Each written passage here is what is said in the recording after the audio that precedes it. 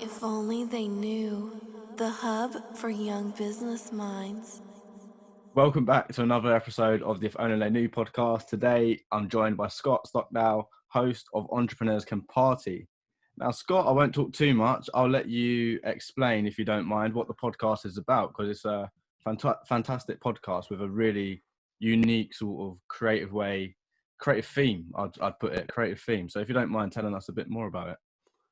Sure, Thanks thanks, for Ted. coming Appreciate you inviting me on. So yeah, really, thank you so much. Podcast Entrepreneurs Can Party. It's all about bringing exciting, inspiring people who are having so much fun in their everyday lives to the show, and actually introducing these people to people who might not have ever heard of them before, to try and inspire other people to, really go for their dreams and actually try and live a life they want, and trying to kind of change that narrative that business doesn't have to just be kind of do your tie up, straight lace in a boardroom. It can be actually, in some cases, traveling around the world with your best mates whilst supposedly doing business, which some of us have been doing. So that's what it's all about, and it's been going for 4th of March it launched, and it's had a crazy launch period, which went really well. And I'm really excited for coming episodes. Some really good guests coming on. So that's Entrepreneurs Can Party. Good. And like you said, you're very early in your sort of process. We'll get onto that a bit later on, why you started, how you started. But there is one question I know you ask all your guests when they come on. Obviously, it's called Entrepreneurs Can Party. And you ask everyone what their party trick is. So I was wondering, what's your party trick? It's a very good question. My party trick is, I play the trombone. I have done since like the age of 10. So if you were to ask me to play a fun song on the trombone, or if I could like play a song that would make you smile, I'm pretty confident I could do that. So that is my party trick, I think. Nice. If you pulled out a trombone at a party, I'd be shocked. I've done it in weirder places. Like I did it on a first date once, and that was no way. Went down like a lead balloon. Yeah. Yeah, I can imagine that's probably not the best time to trial a new instrument. No, I don't know what I was thinking. Young and naive. That's probably what it was. Well, talking about you being young, I always say of all my guests, to understand where someone is now and how they got to be successful, I feel like it's important to sort of rewind the clock and look at what you was like when you was a bit younger. So if you don't mind, sort of tell us what a young Scott was like. A young Scott. He was very driven, I guess. I kind of knew, like now I suppose, like I knew what I wanted, and I kind of did everything I could to try and get that. So yeah, I was very much a teacher's pet. Like, I was always putting my hand up for questions in class. Like I said, very driven. I had like so much going on, particularly in secondary school, where I was like learning the trombone. I was like doing every single sports club you could think of. So whether it was football, dodgeball, hockey, rugby, cricket, athletics, did the lot.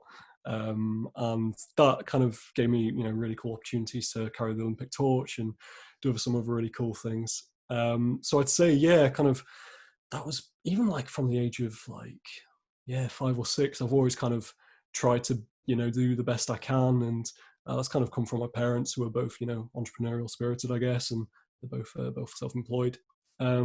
So yeah, that's probably me. And then I suppose I've carried that to a lesser extent through university, probably a bit too much partying, as I'm sure you can relate with. And now kind of I suppose supposed to be an adult, just don't really know what I'm doing. Do you know what I mean? Like, I think just trying to find my feet. So yeah, in a kind of convoluted way, I guess that's young Scott and how I've got to here now. And so was you, because I think with podcasts, practically in a sense, I guess they are a form of business, I guess, like just on most levels, just a very small scale business, I guess. So was you like interested in business at all when you was younger, or is it not an area of interest for you? Yeah, I was massively into it. So I think similar to yourself, huge fan of The Apprentice. I've watched pretty much every single episode, every single series. Love Dragon's Den as well. all those kind of cliche things. I had tried a few businesses when I was, I say businesses, quote unquote, when I was really young. So I did, I don't know if you've heard of this, the Make Your Mark for a Tenner challenge. This was like probably 10 years ago now with Peter Jones, I think Peter Jones. Mm. Essentially, you were given £10 to try and start a business, and I started a business of creating what I call googly-eyed gloves. So essentially just, really cheap kind of colourful gloves that you get for like £1 at a market. Stuck some googly eyes on them with like PVA glue, and then sold them for like £2. And No way.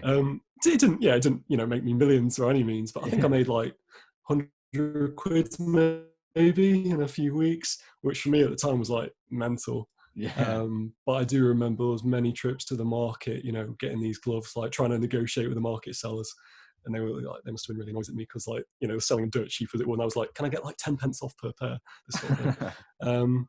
So I've tried that, and like, I suppose other business interests, like I say, just seeing mum and dad, they're both self-employed, have been for like, I think they've both been going like 10, 15 years, something like that. So I guess I've always been surrounded by that sort of sphere in many ways.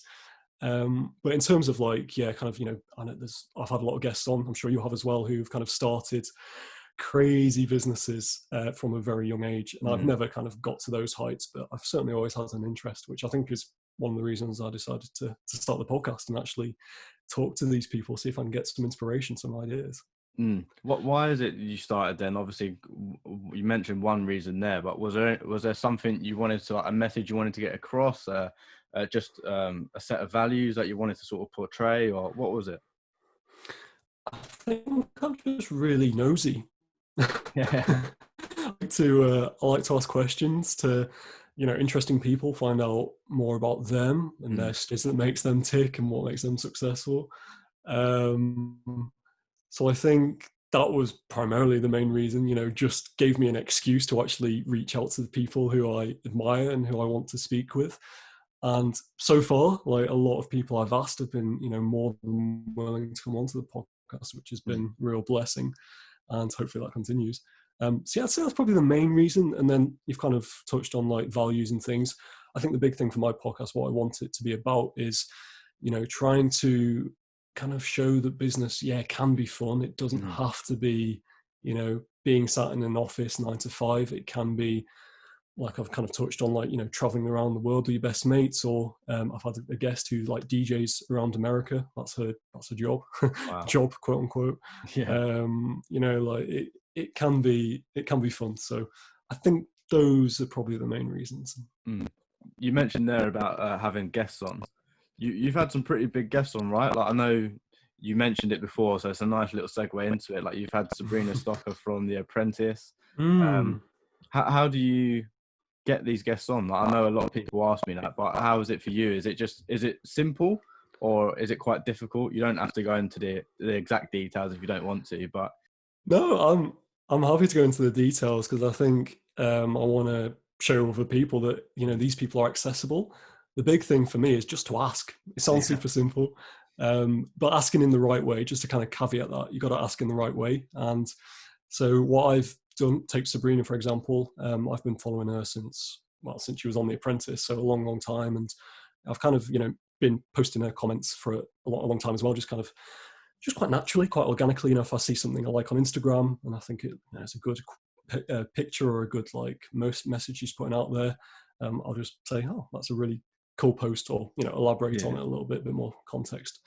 And I've done that with countless people who I follow, and just try to like build a natural connection. And because I've been doing it, I suppose, particularly on Instagram, like quite hard for like the last couple of years, I have been able to build these quite natural relationships.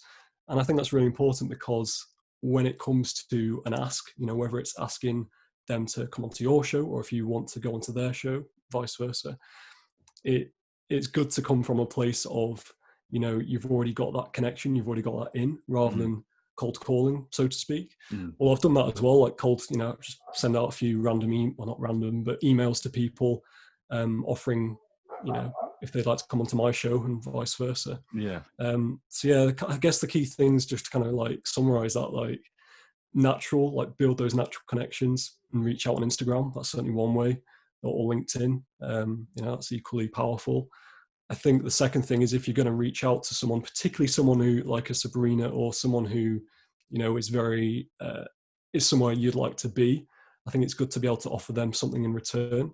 So I suppose with the Entrepreneurs Can Party podcast now, where it is, it's got a top 10 ranking and it's listened to in like 18 countries. So that's a platform that's quite attractive to people to come onto. So that's kind of something I'm offering in return. And people I've reached out to, if I'm wanting to be on their show, for example, I try and say how I can bring value to their show, whether it's like, talking about how to rank in the top 10 in 6 days on Apple Podcasts, or SEO, which is what my background is. So I can kind of talk about SEO in quite a lot of detail with people. Yeah. So yeah, those are kind of the main approaches for me. I'd be interested to hear, what are your approaches like?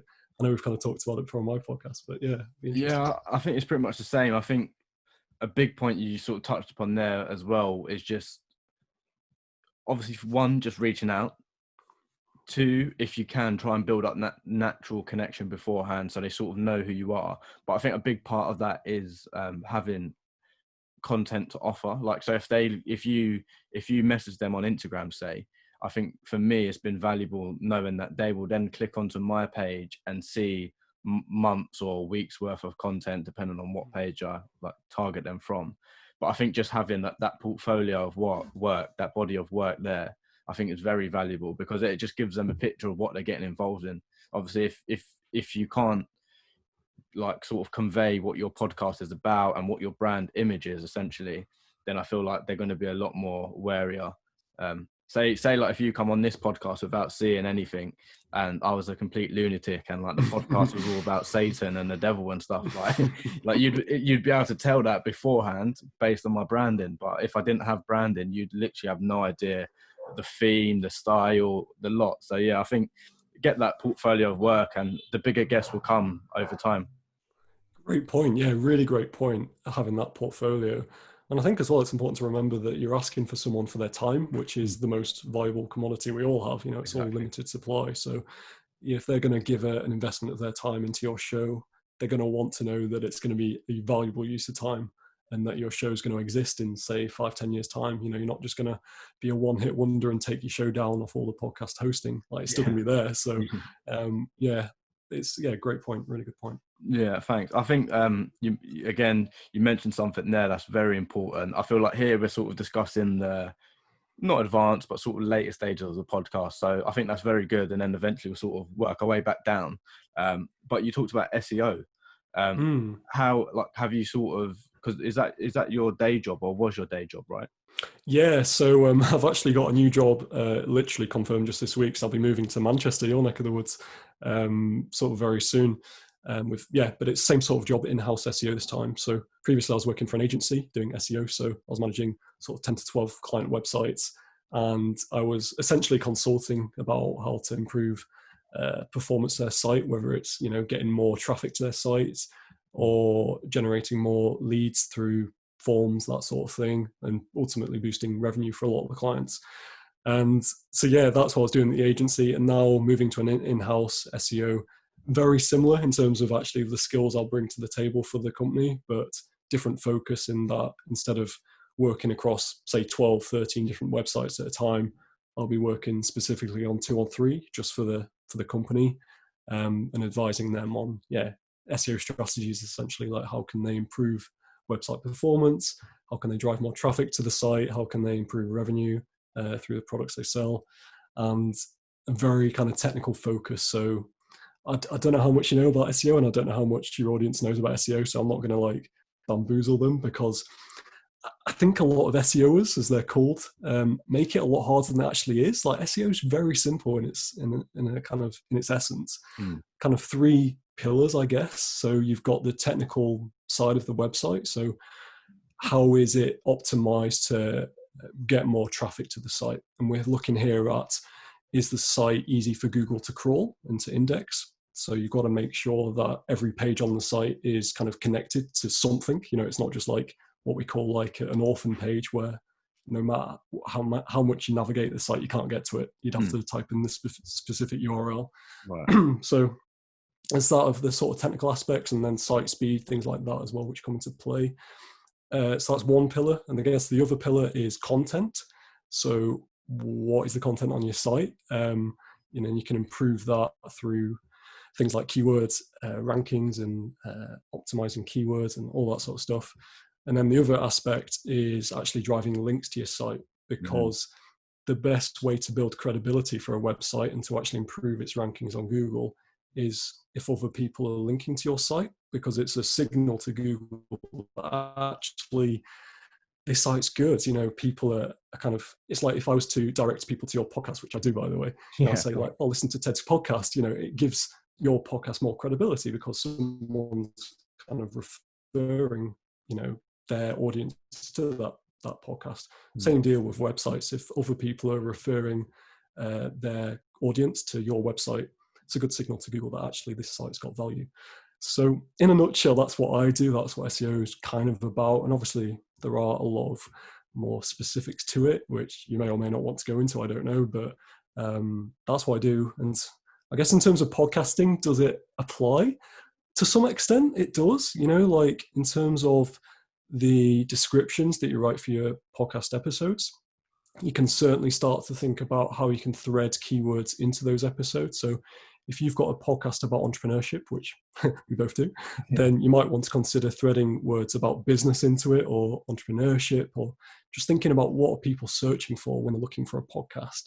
And also having, you know, if you've got big guests like Sabrina, or I know you've had a lot of people from The Apprentice on, it's important, I suppose, to include those people in the titles of your podcast episodes, because it's another way that the Apple podcast bots can find your episode and sort of index it ultimately. So yeah, podcasting is something I'm still trying to figure out, like how to apply SEO to it. But I think certainly through your episode descriptions, that's probably the main way. And I'll have a think about other ways to apply it to podcasting in the future. No, definitely it's great advice, Scott. So thank you for that. Like from my own perspective, like with my podcast, it's called If Only They Knew. And If Only They Knew by itself, no one's gonna be really searching for that, and it's not a relevant term in any sense. It's literally just 4 words in like making up a sentence. It's not like it's entrepreneurs or anything like that. So what I decided to do, just to test it and see if SEO plays a massive part in podcasting, is change it to If Only They Knew interviews with young entrepreneurs. So interesting. Okay. Yeah, so I thought let's see if it works, and then lo and behold, literally within hours, I saw my podcast sort of rising up the charts. Really interesting. Yeah, I guess if someone is typing in young entrepreneurs, you want to be on that list. I guess that's sort of my perspective. If you want to get yourself put in front of your target market, then you, on a basic level, you need to think, what is your target market or target audience actually searching for, and how will you get amongst that? That's one way of doing it that I've sort of realized. Yeah, that's really interesting. I mean, I had made quite a conscious choice to try and get entrepreneurs in my podcast title. So I was like, okay, I want entrepreneurs in there. I want it to be quite short and snappy. I didn't want it to be more than sort of 4 or 5 words. So I was like, okay, try and get 3 words. Because one of my favorite podcasts is Masters of Scale, and I think that's quite catchy. Yeah, 3 words. So I was like, okay, entrepreneurs. I wanted something that's quite empowering, like you can do something, you know, you can take action. So I was like, okay, it's quite a powerful imperative word. Is that the right verb? I don't know. I think so. Something like that. And then I was like, okay, I want it to be fun. I want it to be, you know, trying to break the stigma that business has to be kind of in your suits and in a boardroom. I was like, okay, party, let's have some fun. So that's kind of my process, I guess, of how I came up with the title. And I thought kind of intuitively that having entrepreneurs in the title would help for SEO. And I think over time, I think you're right. I think particularly as more podcasters join this space and as podcasting continues to explode, I think it will play a bigger part than people appreciate at the moment. Having said that, like, I don't think it's a detriment either. You know, if you've got a good show, people are going to find it one way or the other, whether it's, you know, through your promotion efforts or through the guest episodes that you might do on other podcasts. I think the cream will ultimately rise to the top, but you can obviously help speed that process up, which it seems like you've done with your title. It's interesting. Yeah, it is really interesting. I think a lot of it is just trial and error. Like, really, what can go wrong if something doesn't work? Then you can literally just edit the title or edit the show notes and sort of reverse it. I think there's always ways around it. But how have you found? Like, you mentioned something there that sort of spark something in me, almost like a fear of some kind, because you mentioned sort of when other podcasts have come into the scene. Now, I thought when I started this, I'll be like, I don't know, like I felt like I'd sort of be almost like in a really competitive environment, and it seems like there's only a few that are sort of holding a certain ground in the industry, if that makes sense. So I feel like our niche is young entrepreneurs, or showing off entrepreneurs in a sort of a fun, creative way. I feel like that sort of in some way, like yours and our area. And it's going to be weird to see the amount of people that try and take us on, I guess, because we're in a very early process. Like you started in a few months ago, last month, Yeah. was it, in fact? In March, Yeah. March the 4th, yeah. Yeah, so it's like who's going to be on our toes almost, and who's going to try and compete with us. I think that things start to get a bit more serious, and it's going to get hectic, I think. Yeah, it's an interesting point. I think the way I look at it is actually I don't see it as a situation where we're directly competing per se. I guess to some extent we're maybe competing for attention, but ultimately I think there's enough room for everyone. And just I think the number of people listening to podcasts is going to continue to rocket. and even though the number of shows sort of, I think it's past 1 million podcasts that have now been on Apple Podcasts, which is a huge number. But if we compare it to, say, YouTube vlogs and blogs and websites, it's still like a drop in the ocean. So yeah, I don't see it as kind of, take us to, for example, I wouldn't say I'm competing with you for listeners or anything like that, vice versa. I think, well, for one thing, people listen to multiple podcasts, so that's certainly, worth considering, worth bearing in mind. But I think also it's not like me, drawing listeners takes away or detracts from you getting listeners in any way. It's not like a zero-sum game. Yeah. I think there's lots of opportunity for everyone to get involved. And it is something I've been asked, I don't know if you've been asked this as well, like people asking, is it too late to start a podcast? Have you missed the boat, so to speak?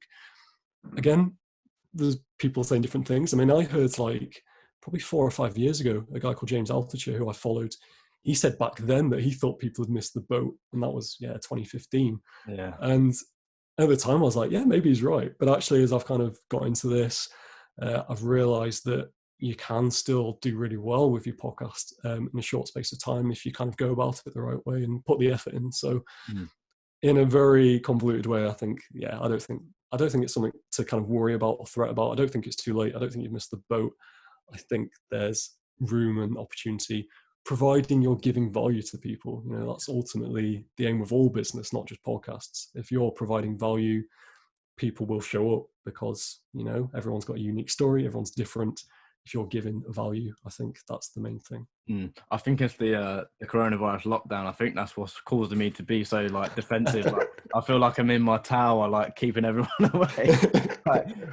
No, but yeah, I think you're right. Like it's not too competitive. I think I'm just in that mindset, probably because I'm just sort of really hungry for it, and I feel like I've found something that sticks with me, and I'm like, oh, this works for me, and I feel very like defensive of that. But I don't know if you found this as well, but it's almost been quite simple to build a bit of traction behind the podcast. I don't know if you found that as well. Yeah, simple and not simple. I think like the actual steps, I found there's to be quite a lot of them in terms of actually getting the dominoes lined up for kind of a good launch. But simple in the sense that actually to put a show together and to, like I say, build traction. I think there are certain bits which are quite simple. It's an interesting one. I think if it depends how you want to do it. If you wanted to like really commit to a podcast and, ultimately, as I am, like make it my full-time career, like one day, still a long way off, but, hopefully one day to monetize it and all that sort of stuff. I think if you want to take it seriously, then there probably are steps that are worth taking and actually kind of take your time with it. But if you're just doing it with a few mates and actually, you're not taking that seriously, it's just a hobby, then it can be quite simple. There's free hosting, as we've talked about before, like Anchor FM, where don't cost you any money to actually host your podcast on Spotify, on Apple Podcasts, on Stitcher, on SoundCloud. And actually, just recording an episode, you literally just need your laptop, really. Like, it's got speakers on. If you wanted to kind of cheap out that way, you can invest in a microphone, but even then, it doesn't have to cost the earth. So yeah, I'd say it's simple in the sense that it depends who and what you're doing it for. Like, why are you starting a podcast? Is it just so you can have a laugh with your mates, which, I've got a few mates to do that, and it's absolutely fine, and actually quite good podcasts? Or you're trying to build an audience, you're trying to monetize it, you're trying to take it, more seriously, and maybe be the next Tim Ferriss or be the next Gary Vee or whoever you want to compare with. Then I'd say there's probably a few more steps. But it's still, like, I think you're right. I still don't think it's not rocket science, is it? Like, starting a podcast. Do you know what I mean? Like, Yeah. anyway, anyone can do it, for sure. Talking of steps, how did you find out about your steps? Did you go through Alex's course?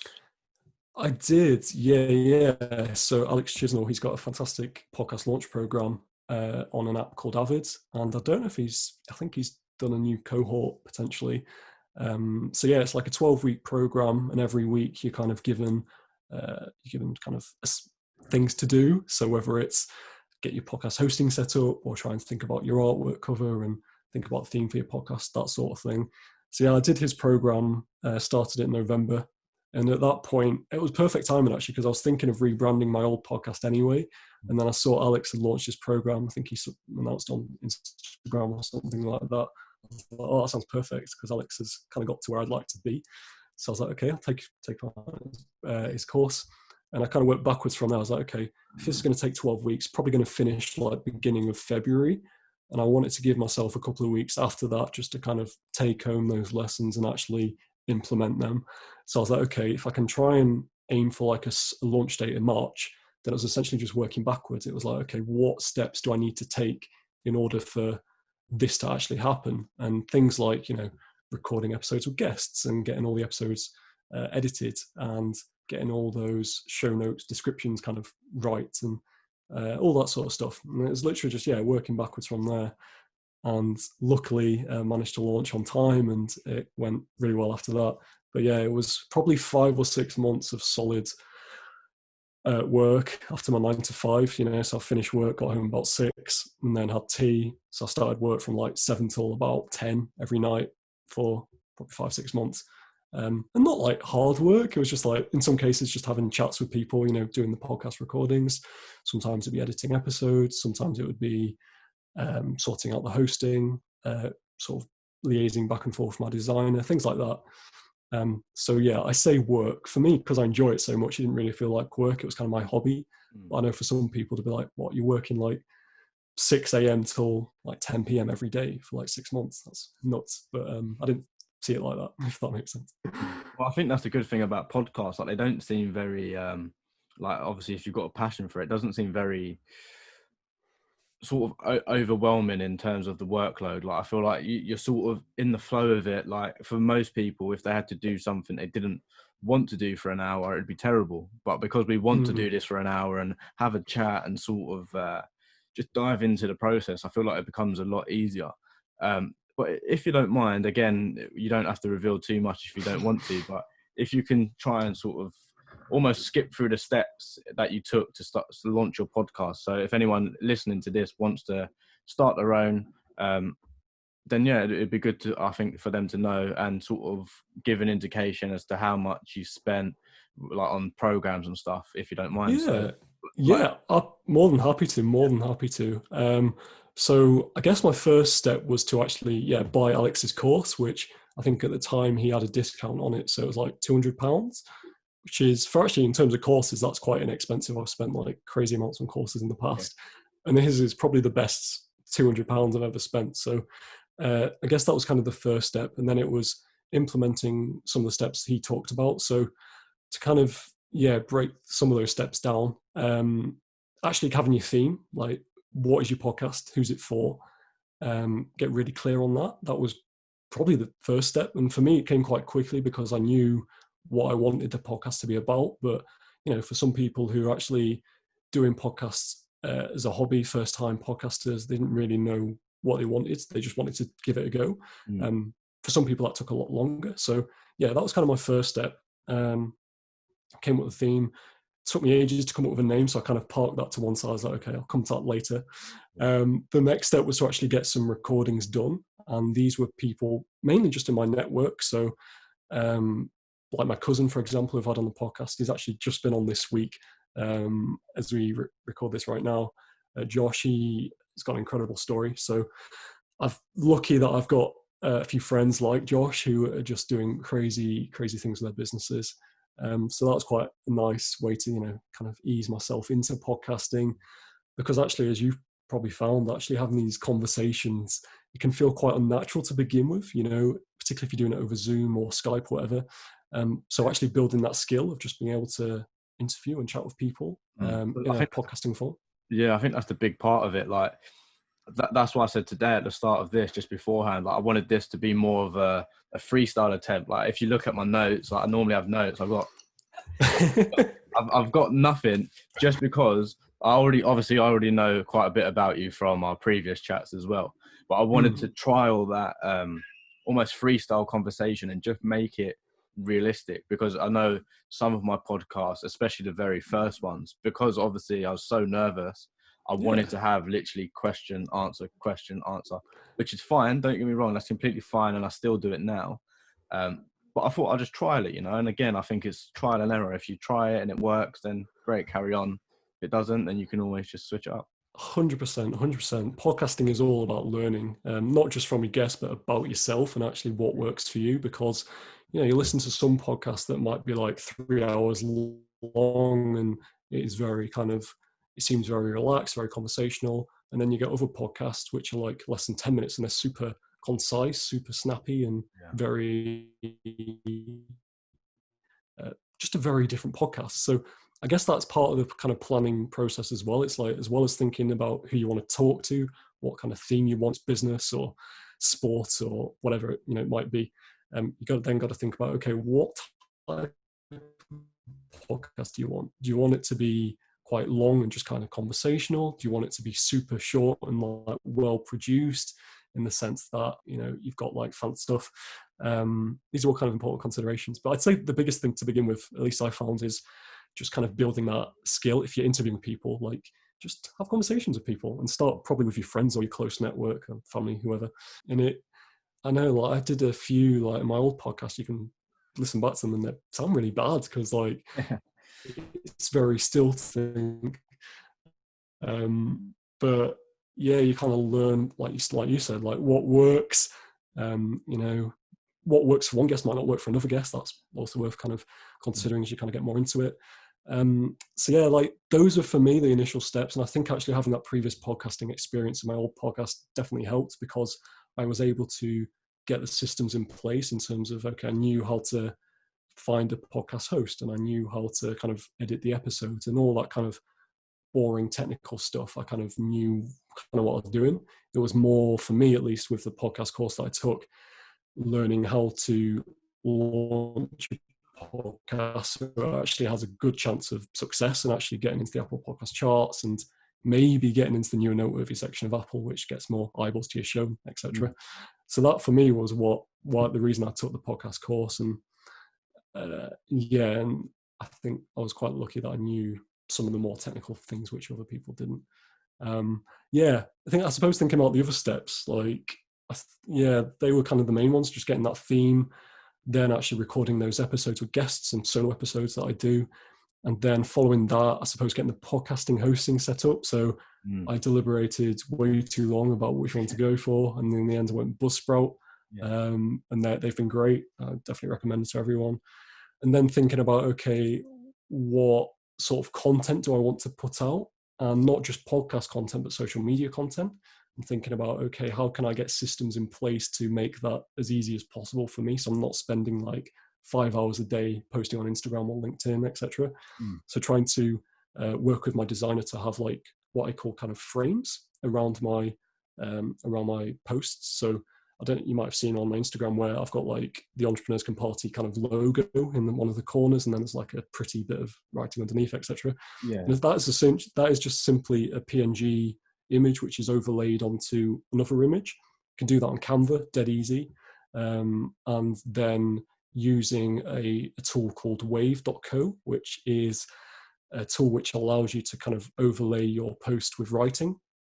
And it has like an automatic transcription service in that platform, which does it all automatically. So things like that, which I didn't know this at the beginning, by the way. This is things I've just kind of learned over the last 4, 5, 6 months and kind of doing research on Google. But yeah, you kind of learn these things and make, for me, it was just about like, how can I make this as easy as possible? Because I knew once I was doing my 9 to 5, or I mean, hopefully I'm hoping to leave the 9 to 5 at some point, but you know, once I kind of get back into that, I just knew I was going to have less time to actually spend on the podcast and produce it. So I wanted to try and streamline that as much as possible.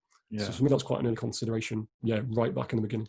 No, I think that's another big point, because if you don't think ahead, basically, you're just going to get into a mess. And I sort of done that. Like, I put out my first couple episodes, and it's like, hold on, how do I actually want to promote these and give people the opportunity to listen to it? And I sort of, it took me like a week to think about it, really. And I was like, okay, what I'll do is I put out like short snippets of them, like you said, with the audiogram type thing, my logo on it, and like the keyword of what they're talking about, and just pull out little snippets. Started off with that. And then now that was just audio. And now with Zoom, I use that to do the video calls. So yeah, just again, sort of trying to think ahead, but also thinking on my feet as new things come to me. So, but I think the main thing is just think about what you're doing. Because there's always a way to do it better. Like even if you're using a different program to just streamline a process, or using a different program to make the quality look better, or something like that, there's always something else you could do to improve it some way.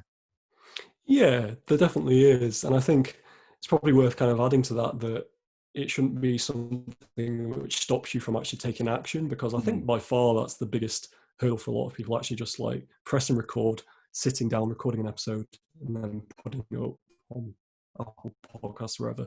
For a lot of people I've spoken to, that's kind of the biggest hurdle, kind of mental hurdle at least. So I suppose you can use those, you know, those extra things as kind of an excuse to not do it, because you're like, okay, it's not going to be perfect. I want it to be completely ready by the time I put it out. But actually, as you've probably found, you can learn as you go along. And I think, again, kind of going back to like my old podcast, I think that was kind of a good kind of way to go about it. If you wanted to kind of dip your toe into podcasting, but you with the thought that actually you might want to do it, like take it more seriously further down the line, it's probably worth having like a dummy quote unquote podcast where you maybe not taking it that seriously, not really promoting it, maybe to a few friends and stuff, getting some friends onto your podcast just so you can kind of practice that skill of interviewing, and then, you know, figuring out the hosting and the back end, all that sort of stuff, doing that. And then at least then you've got those basic fundamental skills which allow you to kind of build on top of those skills, like when you take your second podcast more seriously. That's something I definitely recommend to listeners. I think that's, yeah, it's worked for me. It might work for other people as well. It's something I sort of almost wish I perhaps did. I think everything happens for a reason, so I don't want to like regret anything and try and change it. But yeah, I feel like if I did have just sort of like you said, just a test run with a podcast under a similar or different name, and just trial that. But yeah, I feel like what stage do you think you're at with your podcast? Because I think with mine, it's sort of obviously early stages still. But like I said, it is beginning to pick up traction. I think for me, my main focus is just the marketing. I think the content will come of it, like every week is sort of someone new, someone different, and they bring different audiences in. But what stage do you think you're at, and what's sort of your focus with it now? I think I'm probably a similar stage to yourself, where I was speaking to a guy called John Lee Dumas, who's the host of Entrepreneur on Fire, and he gave me some really good advice. And he was saying that once you've got a podcast and you kind of know how it works, you know, you can produce episodes kind of consistently, and you've got that content in the bag with guests and things. He says once you kind of get to that place, it's then a matter of actually focusing more of your time on the marketing and promotion. So I think he said, like, if you can spend maybe 80% of your time promoting your podcast and then 20% producing it, that's quite a good benchmark. So, you know, promoting in the sense that, okay, you're posting on social, But an even bigger thing is actually just appearing on other podcasts, which I noticed you've done a lot of, which is great. Like, I think it's the best way to reach a new audience, because you can have fun on other people's podcasts. Not saying you can't on your own podcast, of course you can, but you're kind of talking about things you're passionate about, and those listeners that are listening to you are like, okay, he sounds cool or she sounds cool, and then they might naturally just check out what you're doing. And I think that's probably the natural promotion way. You're not trying to give a hard sell of what your podcast is about. I think with social media posts, it's important, obviously, but at the same time, people's attention spans are tiny, and it's hard to kind of, get new listeners just purely through social media. I think it's important for like building your own community and like keeping your current listeners engaged. But I think in terms of reaching new listeners or reaching a new audience, guesting on other podcasts by far, what John told me anyway, by far the best thing. And it's funny because when I was on the call with him, he showed me his Google Calendar. And bearing in mind, John, his podcast earns him like $100,000 a month. Like, it's insane. Nice. He's done so well. I mean, he's been doing it since like 2012. So, he's had a fair good go at it. Yeah. But he showed me his Google Calendar, and it was like crazy because just for one day, I can't remember, it might have been on Tuesday, he had like 10 or 12 like podcast guest appearances lined up, like one after the other. And this is bearing in mind, like, John is, kind of someone who's almost at the top of their game. Yeah. And I kind of compare it to, say the top basketball players or the top, Cristiano Ronaldo, top footballers. Even though they are seen as like the best, the reason they are the best is because they keep at such a high level and they keep trying to improve themselves and they keep showing up. And that comparison, opportunities to be on their show and for them to come onto my show, that sort of thing. And that's probably the main thing I learned from John. Like, just to kind of summarize, like, if you're looking to grow your audience and gain that traction, see if you can collaborate with other podcasters. And it doesn't have to be to appear on their show, but maybe you could do Instagram lives with them, which I noticed you've done quite a few of, and Sabrina's done loads of. So you could do that. LinkedIn live, I did that for the first time the other day, which is cool. Wow. There's all sorts of ways to collaborate. So it doesn't just have to be about podcasting. You can collaborate through other social media tools, or even just networking events. Like, great place to meet new people, new audience. So those are some tips people might want to consider, I guess. No, definitely bombs of wisdom. It's I'm enjoying this. It's good value. I think with podcasting, it's almost. I think with podcasts, it's almost like back in the day when someone would release a book, and their aim would be to just go crazy with the PR, do meet and greets, signings, go on interviews, like news channels, the lot, blog posts, everything. I feel like that is sort of how I almost envisage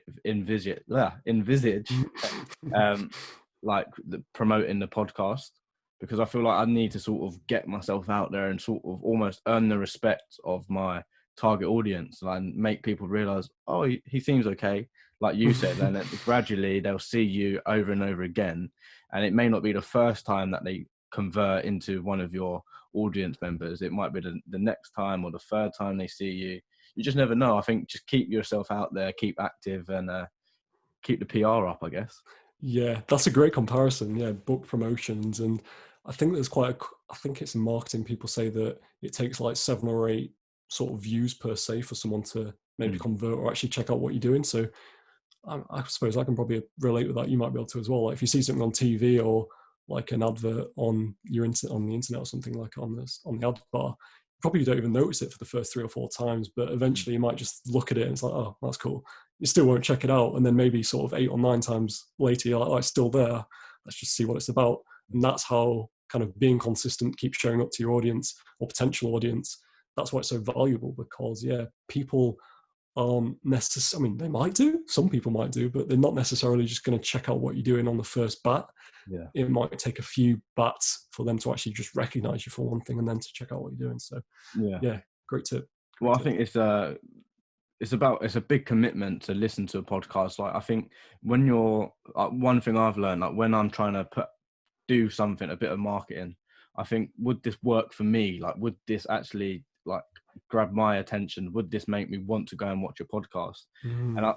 I think you need to earn, like I said, earn the trust of the people, because it is a huge commitment to say, okay, I'll spend 40 minutes of my time listening to this guy rabbit on. Like Mm. you need to like the person speaking, and you need to like the content and trust that by the end of those 40 minutes, 1 hour, whatever it is, you need to trust that by the end of that, you would have gained something valuable, or a piece of entertainment or comedy, whatever it is, that as long as you sort of deliver that promise to the audience member, I think that's when you've sort of smashed it. Yeah, that's a great point. It takes time to build that trust, doesn't it? Because Mm. and it's also easy to lose that trust. You know, if you put out a bad episode, you know, people might just switch off. Yeah, people aren't necessarily going to spend 40 minutes just listening out to one of your episodes. It's a big investment. So something I've started to do is, I can't remember, I heard it on another podcast, I think, or on a blog or something. Yeah, it was on a blog actually. It was on a blog, a LinkedIn blog. A guy who's quite big into podcasting, he was suggesting that actually, you know, just posting on social media, like, you know, your audiograms and all that sort of stuff, it might not attract people to listen to your show. But if you're appearing on other people's shows, and then rather than directing those potential listeners directly to an episode of your show, it might be worth directing those listeners to, say, a trailer for your show, which might be only like a minute, 2 minutes long, because then it's not obviously a bigger commitment in time. And also, if you're directing it to your website for your podcast, then it gives them an opportunity to maybe check out other things that you're doing. You know, if you're writing blog content about your podcast, or you know, whatever it might be, it kind of gives them an in to kind of just get a feel for what you're about, what you're offering, who's your podcast for, what value are they going to get out of it, where they can find you on social media, etc. The list just goes on. So making it as frictionless as possible. You know, you don't want it necessarily to be like getting someone to spend an hour listening to your show. You might just want them to spend 30 seconds of their time checking out your trailer, and then, you know, kind of worming their way through your site or through your podcast. Yeah, that's something I'm trying to do more of when I remember to. No, again, I think it's just trial and error, isn't it? You'll sort of find out what works for you, what doesn't. We've covered a lot of tips here. We've gone sort of from the very early stages to then how you can get the podcast out there, promote it, and draw people in. Is there anything you think we're missing, or do you think we've covered it all? Nothing springs to mind. I think you're right. I think we talked about promotion. We've talked about how to create a podcast. I think just getting started, I kind of mentioned it earlier.